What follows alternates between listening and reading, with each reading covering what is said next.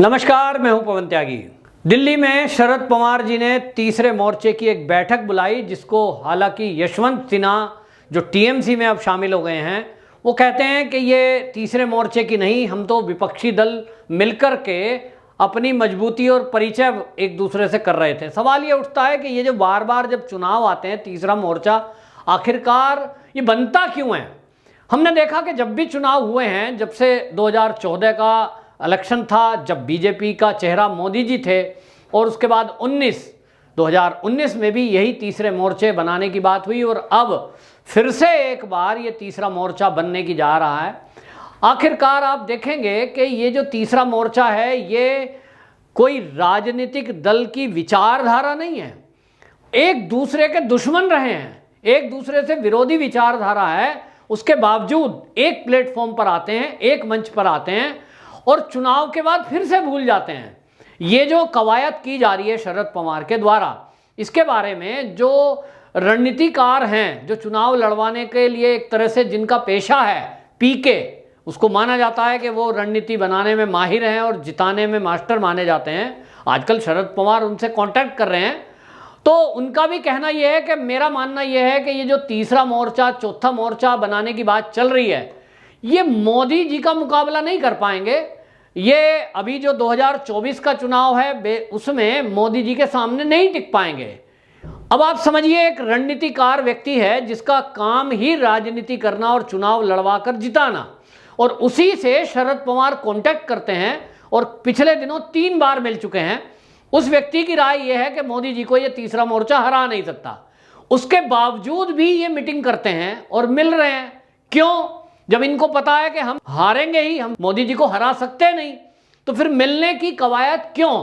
तो आपको बताएं, असल में ये एक दूसरे से विरोधी होने के बावजूद भी सब एकजुट होते हैं। जो चुनाव हैं 2014 के बाद से आप देखिए, मोदी जी ने चुनावों का ट्रेंड ही चेंज कर दिया।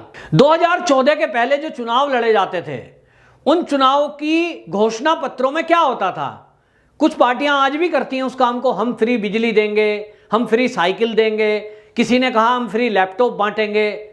तो फ्री फ्री फ्री योजनाएं होती थी, और हम ये बनाएंगे वो बनाएंगे, लोग आकर्षित होते थे और वोट देते थे। ये बात अलग है कि कांग्रेस देश में 70 साल तक एक नारा देती रही कि हम गरीबी हटाएंगे, और गरीबों को हटाती रही, गरीबी हटाई नहीं। हर बार वोट में वही पुराना वादा होता था, वादा कभी पूरा किया नहीं।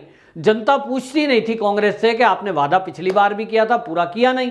तो लोगों को इतनी समझ नहीं थी, और उनको चुनाव के टाइम में वादों का लुभावना लॉलीपॉप दे करके फिर से कांग्रेस जीत जाया करती थी। अब लोग जागरूक हो गए हैं, पढ़े लिखे हो गए हैं, मीडिया लोगों की जेब में है, सोशल मीडिया हो गया है, लोग कुंडली खंगाल लेते हैं 1 मिनट में पार्टियों की। और इस जागरूकता में लोगों को विकास चाहिए, और मोदी जी ने 2014 के चुनाव में ये विकास के एजेंडे को लेकर जो चुनाव लड़ा, तो पूरी राजनीति के परिदृश्य को बदल दिया, और लोगों ने विकास के नाम पर वोट दिया। और इसीलिए आप देखिए 2019 में मोदी जी ने वो वापसी की चुनाव में, और दूसरा टर्म उन्होंने हासिल किया। अब अगर ये देखेंगे कि 2014 में वादा किया था, उसके बाद काम किए, 19 में लोगों ने फिर मोहर लगाई, और 19 में जो विकास का और बाकी चीजें जो मोदी जी ने बोली, $5 ट्रिलियन इकोनॉमी बनाने की बात बोली, देश को सुरक्षित हाथों में और देश की सुरक्षा को मजबूत करने की बात बोली, तो लोग देखेंगे कि 2024 के चुनाव में क्या ये मोदी जी पूरा कर पाए हैं जो 19 के वादे थे। तो अभी टाइम है 24 होने में, लेकिन आप देखेंगे 2024 के पहले मोदी जी के 19 के किए गए वादे लगभग पूरे हो जाएंगे। और उसमें बड़े वादे जो हैं वो पीओके को लेकर है, गिलगिट बल्किस्तान को लेकर है, कश्मीर यूटी बना ही दिया है, जम्मू कश्मीर और लद्दाख को। इसी तरह पश्चिम बंगाल के कुछ किस्से पेंडिंग हैं, आप सुन ही रहे होंगे कि वहाँ एक केंद्र शासित प्रदेश बनाना है, 8 जिलों को बना करके सिलीगुड़ी कॉरिडोर को। ये काम भी हो जाएगा, और जब ये काम हो जाएगा तो आपको बताऊं कि मोदी जी को बाकी किसी नाम पर वोट मांगने की जरूरत नहीं पड़ेगी, क्योंकि इस समय जो देश का मूड है वो देशभक्ति का मूड है। लोगों के अंदर जागृति हुई है, देशभक्ति। लोग जागरूक हुए हैं कि 70 साल में हमारे देश के बारे में किसी ने नहीं सोचा, हमारे वैज्ञानिकों के बारे में कुछ नहीं सोचा, हमारी संपदा और संस्कृति के बारे में किसी ने नहीं सोचा। पहली बार ऐसी सरकार मोदी जी ने बनाई है कि वो हमारी संपदाओं के बारे में सोच रही है, हमारी संस्कृति के बारे में सोच रही है, हमारी सभ्यता के बारे में सोच रही है। वैज्ञानिकों को बढ़ावा दिया जा रहा है, सेना को बढ़ावा दिया जा रहा है, देश की सुरक्षा पर ध्यान दिया जा रहा है, और इसी प्राथमिकता के कारण लोग मोदी जी को पसंद कर रहे हैं। और इसलिए आपको बताएं, ये जो शरद पवार जी की मीटिंग है, इसमें ही आप देखिए विरोधाभास है कि इन्हीं के साथ जो दो दल मिलकर के महाराष्ट्र में सरकार चला रहे हैं, कांग्रेस है और शिवसेना है, दोनों ही इस मीटिंग से दूर हैं।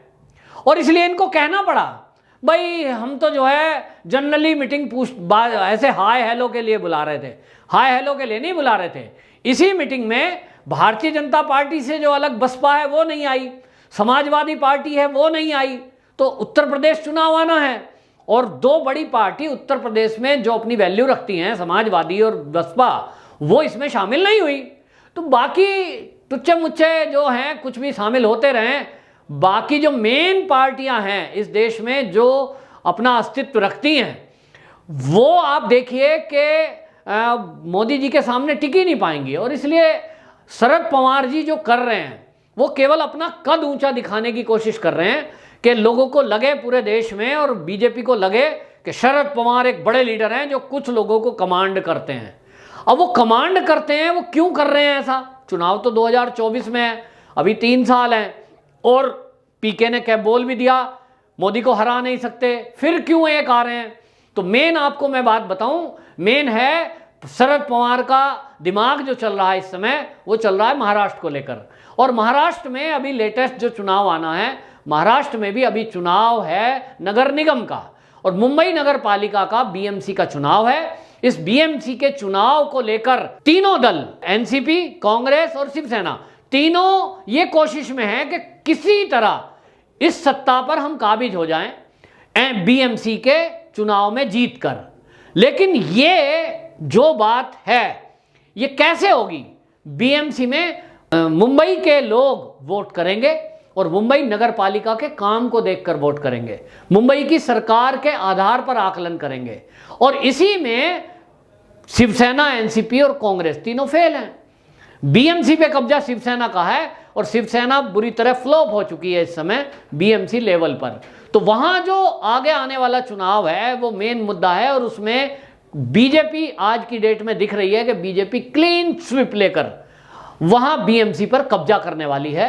ज्यादातर लोग अब ये उम्मीद कर रहे हैं कि बीजेपी ही आएगी, क्योंकि लोगों ने देख लिया कि शिवसेना ने इस कार्यकाल में क्या किया है। जितनी ही अव्यवस्था हो सकती है, कुव्यवस्था हो सकती है, वो हुई हैं। लोगों को अच्छी खासी दिक्कत इलाज में हुई है, प्रवासी मजदूरों को कुछ नहीं मिला, और हम देख रहे हैं सबसे ज़्यादा मौत भी वहीं हुई महाराष्ट्र में, सबसे ज़्यादा कोरोना पेशेंट महाराष्ट्र में हुए, सबसे ज़्यादा वैक्सीन के घोटाले अगर हुए तो महाराष्ट्र में हुए।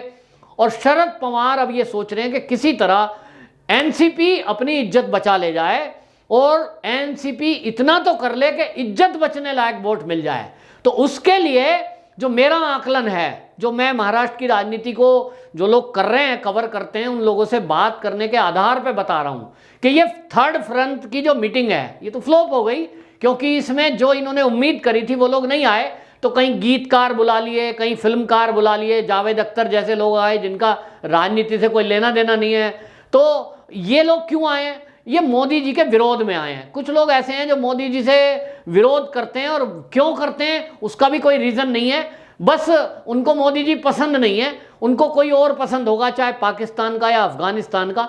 तो उनको लगता है पाकिस्तान का प्रधानमंत्री उनका पसंदीदा है, पर भारत का मोदी पसंद नहीं है। तो उनकी अलग अलग बात है, वो सारा गुल मिला करके इन्होंने मीटिंग जाहिर करने की कोशिश की। लेकिन आपको बता रहा हूं, जितने लोग इस मीटिंग में शामिल हुए हैं शरद पवार जी की, जिनको टीएमसी के जसवंत सिन्हा ने, मैं बता रहा हूं ये केवल उल्लू सीधा कर रहे हैं। असली खेल इसमें शरद पवार का है। शरद पवार अपने को भारत में बड़ा लीडर विपक्ष का ये बताने की कोशिश कर रहे थे, जिसमें कुछ हद तक वो कामयाब हो गए हैं। और अब वो क्या करेंगे? महाराष्ट्र की सरकार गिराएंगे, महाराष्ट्र से समर्थन वापस लेंगे वो शिवसेना से, और ये कहेंगे कि यहाँ जो बीएमसी है ठीक काम नहीं कर रही, सरकार ठीक काम नहीं कर रही, और घपले घोटाले हैं, लोगों को दिक्कतें हुई हैं, और इसलिए मैं समर्थन वापस लेता हूं। उनको लगता है अगर ऐसा किया, जो रियलिटी भी लगती है कि अगर वो ऐसा कर देंगे कि सरकार गिराकर समर्थन वापस ले लें महाराष्ट्र में, और तब ही कुछ वोट उनको बीएमसी में मिल सकती है, एनसीपी को तभी कुछ उनको हासिल हो सकता है। और इसलिए ये अपने को बड़ा नेता दिखाकर ये जब कारनामा करेंगे, उसके बाद आप देखेंगे कि जब 2024 का चुनाव आएगा, ये अब की बार भी समझ चुके हैं, पीके की राय इन्होंने सुन ली है शरद पवार जी ने कि मोदी जी को नहीं हराया जा सकता। तो शरद पवार हारे हुए गुट का प्रतिनिधित्व नहीं करेंगे।